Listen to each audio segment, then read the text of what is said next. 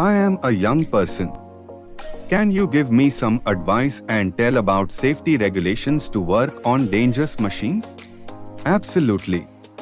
The first step is to make sure that you have been fully instructed on the dangers associated with the machine and the precautions to be observed.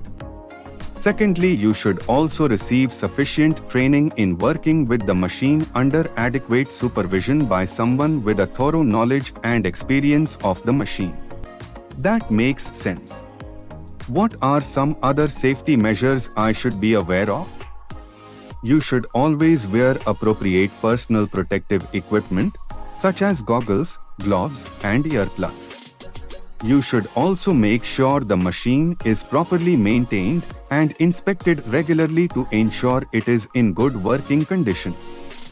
Okay, I will keep that in mind. What should I do if I notice something wrong with the machine? If you notice any defects or malfunctions with the machine, you should report it to your supervisor immediately.